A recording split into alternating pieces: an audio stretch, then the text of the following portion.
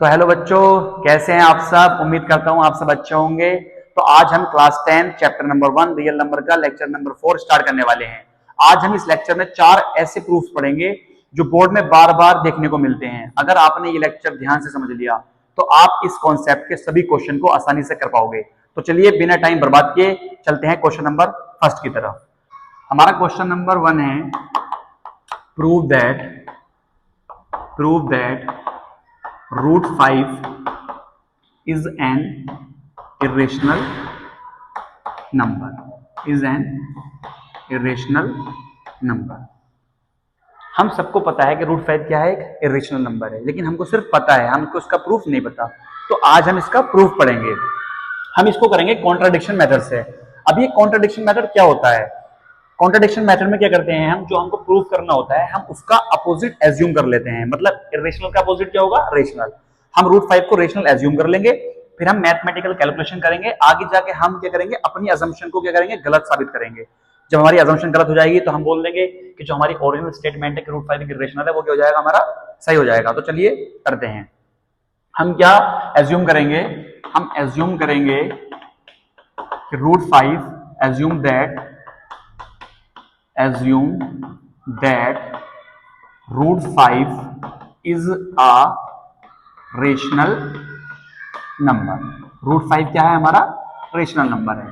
और हमको पता है जो रेशनल नंबर होते हैं वो क्या होते हैं, हमारे पी अपॉन क्यू की फॉर्म में होते हैं। तो हम इसको पी अपॉन क्यू की फॉर्म में लिख सकते हैं कि P upon Q is equal to root 5, जहां पर P and Q both are coprime integers and Q not equals to 0। क्योंकि अगर आपने Q 0 ले लिया तो हमारा क्या आ जाएगा, डज नॉट एग्जिस्ट आ जाएगा। अब यहां पर एक वर्ड आया कोप्राइम इंटीजर्स। कोप्राइम इंटीजर्स क्या होते हैं? कोप्राइम इंटीजर्स वो होते हैं जिनका कॉमन फैक्टर क्या होता है, 1 होता है। ठीक है, तो अब हम क्या करेंगे, यहां पे हम करेंगे स्क्वायरिंग बोथ साइड। हमने स्क्वायरिंग क्यों करी, हमें इसका स्क्वायर रूट हटाना है। तो स्क्वायरिंग करेंगे तो हम लिख सकते हैं P अपॉन Q का square is equal to root 5 का स्क्वायर। हम स्क्वायर को अलग अलग दे देंगे, P को हमने अलग दे दिया, Q को हमने अलग दे दिया। इस स्क्वायर से स्क्वायर रूट कर जाएगा, कितना जाएगा हमारा 5। अब Q स्क्वायर को भेजेंगे हम मल्टीप्लाई में, तो P square is equal to 5Q square. अब हम यहाँ पर देख सकते हैं जो 5 होगा हमारा, वो P स्क्वायर को क्या करेगा, डिवाइड करेगा। तो हम बोल सकते हैं जो P स्क्वायर है वो 5 से क्या है, डिविजिबल है। हम बोल सकते हैं P square is divisible by 5। अब हमको ये प्रॉपर्टी है, पता होनी चाहिए, मैं बता देता हूं। अगर किसी नंबर का स्क्वायर किसी नंबर से डिविजिबल है तो वो नंबर खुद P, वो भी क्या होगा, 5 से डिविजिबल होगा। तो हम बोल सकते हैं P is also divisible by 5। P भी हमारा क्या होगा, 5 से डिविजिबल होगा। अब हम यहां पर क्या करेंगे, लेट करेंगे P is equals to 5K। हमने यहां पर P is equals to 5K क्यों लेट किया? अब आप देख सकते हो कि P क्या है, हमारा डिविजिबल है 5 से। अभी हमारा 20 क्या है, 5 से डिविजिबल है। कितनी बार होगा हमारा, 4 बार। तो हम इसको 5 मल्टीप्लाई 4 लिख सकते हैं। 25 भी क्या है, हमारा डिविजिबल है 5 से। कितनी बार होगा, 5 बार। तो ये जो हमारे इंटीजर्स हैं इसको हम क्या बोलते हैं, K बोलते हैं। यहाँ पे K क्या होगा, K इज इंटीजर। क्या होगा हमारा, ये इंटीजर होगा। अब हम यहां पर भी स्क्वायरिंग करेंगे, स्क्वायरिंग बोथ साइड। स्क्वायर करेंगे तो P square is equal to 5K का स्क्वायर। तो हम देख सकते हैं P square is equal to 5 का स्क्वायर कितना होगा हमारा, 25, और K का स्क्वायर K स्क्वायर। अभी जो ये P स्क्वायर है यहाँ पर, इसकी हम देख सकते हैं क्या वैल्यू है, 5Q स्क्वायर। आप इसको फर्स्ट भी मान सकते हो, ठीक है। तो आप क्या करोगे, इस P स्क्वायर की जगह 5Q स्क्वायर रख दोगे और इज इक्वल टू हमारा क्या जाएगा, 25K स्क्वायर। अभी 5 क्या में जाएगा, हमारा डिवाइड में, तो यहाँ पर Q स्क्वायर इधर रह जाएगा, तो हमारा 5 कहां जाएगा, डिवाइड में। 5 से कटा 5 बार, तो जो हमारे Q स्क्वायर की वैल्यू आई वो आई हमारी 5K स्क्वायर। अब आप देख सकते हो जो Q स्क्वायर है वो भी क्या होगा, हमारा 5 से डिविजिबल होगा। तो हम लिख सकते हैं Q square is divisible by 5, और हमने पीछे पढ़ा है क्यू बी क्या होगा, Q is also divisible by 5। हमने ऊपर क्या पढ़ा था, P and Q both are coprime integers, और कोप्राइम इंटीजर्स क्या होते हैं, जिनका कॉमन फैक्टर क्या होता है 1। हम यहां पर देख पा रहे हैं कि P क्या हो रहा है 5 से डिविजिबल, तो इसका फैक्टर हुआ, और Q भी क्या हो रहा है 5 से डिविजिबल, ये भी इसका फैक्टर हुआ। अब इनका कॉमन फैक्टर तो क्या आया 5 आया, तो हमारी अजम्पशन क्या हुई रॉन्ग। तो यही क्या है हमारा contradiction, this is contradiction, this is contradiction that P and Q both are divisible by 5, divisible by 5। यही हमारी कंट्राडिक्शन है कि जो P एंड Q है वो दोनों कैसे डिविजिबल हो रहे हैं 5 से, तब के हमने इनको क्या माना था, कोप्राइम इंटीजर्स माना था।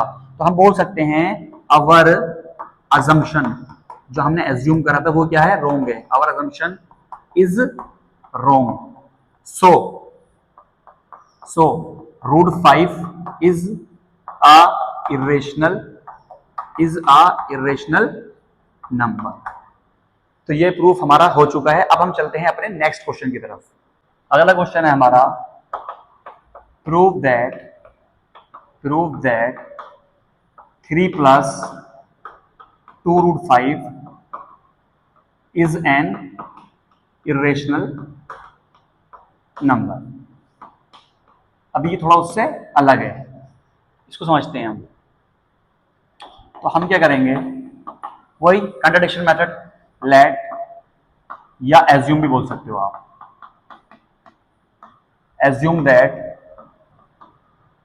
3 plus 2 root 5 is a rational number, is a rational number. तो हम इसको लिख सकते हैं किसके बराबर, आर के बराबर, 3 प्लस 2 रूट 5, जहां पर आर क्या है हमारा, आर हमारा रेशनल नंबर है। क्या है आर हमारा, रेशनल नंबर है। अब आप देखोगे 3 यहां पर क्या है प्लस का, इधर क्या में आएगा माइनस में, उधर बचेगा 2 रूट 5। अब 2 यहां पर मल्टीप्लाई का क्या है, मल्टीप्लाई का, इधर क्या में आएगा डिवाइड में, r minus 3/2 is equal to root 5। अब देख सकते हो r क्या है हमारा, रेशनल नंबर, 3 भी क्या है हमारा रेशनल, और 2 भी क्या है हमारा रेशनल। अगर हम रेशनल नंबर में से रेशनल नंबर माइनस करते हैं और उसको फिर हम रेशनल से डिवाइड करते हैं तो क्या आता है हमारा रेशनल, और रूट 5 भी क्या है हमारा, फिर इसका मतलब रेशनल है। लेकिन ये एक कंट्राडिक्टरी फैक्ट है, हमने पीछे प्रूफ किया है कि रूट 5 क्या है, एक इरेशनल नंबर है, और रेशनल नंबर इरेशनल नंबर के बराबर नहीं हो सकता। तो हम बोल सकते हैं this is contradict that root 5 is an irrational number. हमने पीछे पढ़ा है, तो और अजम्पशन क्या हो गई, wrong. Our assumption is wrong. So 3 plus 2 root 5 is an irrational number. 3 plus 2 root 5 भी क्या होगा हमारा, irrational number होगा। तो चलते हैं नेक्स्ट क्वेश्चन की तरफ। जो हमारा नेक्स्ट क्वेश्चन है वो है prove that 1/√2 is an irrational number, is an irrational number। तो हम क्या करेंगे, फिर एज्यूम करेंगे, हम क्या एज्यूम करेंगे कि assume that 1/√2 is a rational number, is a rational number। हम बोल सकते हैं r इज इक्वल टू 1/√2, जहां पर r क्या है हमारा, रेशनल नंबर, क्या है हमारा, रेशनल नंबर है। हम क्या करेंगे, √2 को लाएंगे मल्टीप्लाई में और r को ले जाएंगे हम डिवाइड। अब हम देख सकते हैं अगर हमारा आर क्या है, रेशनल नंबर है, तो 1/r भी क्या होगा, हमारा रेशनल नंबर होगा। इस हिसाब से √2 भी क्या होगा, हमारा रेशनल नंबर। आप बोल सकते हो 1/r is a rational number, so √2 is also a rational number, is a rational number. अब ये कंट्राडिक्शन फैक्ट है कि √2 क्या है, कि रेशनल है, तो हम बोल सकते हैं this is contradiction, this is contradiction that √2 is a rational number, rational number, so √2 is also a rational number. This is contradictory fact that √2 is an irrational number. हमने पीछे पढ़ा है कि √2 क्या है, हमारा irrational number है। So our assumption is wrong, our assumption is wrong। तो हम यहां बोल सकते हैं क्या, 1/√2 जो होगा, 1/√2 इज एन इरेशनल नंबर। जो हमारा 1/2 होगा क्या होगा, हमारा वो इरेशनल नंबर होगा। अब आपको मैं बोलता हूं, हमने आपको 3 प्रूफ करा दिए, ठीक है, 1/2 इज एन इरेशनल नंबर।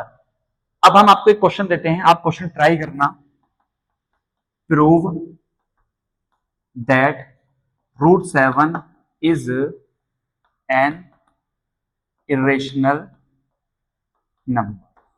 ये आपके लिए चौथा क्वेश्चन है। हमने बोला था 4 कॉन्सेप्ट हम पढ़ेंगे, हमारे चारों कॉन्सेप्ट जो है पूरे हुए। ये इतने इंपॉर्टेंट कॉन्सेप्ट हैं कि इनसे बार बार बोर्ड में 1 या 2 क्वेश्चन जरूर आते हैं।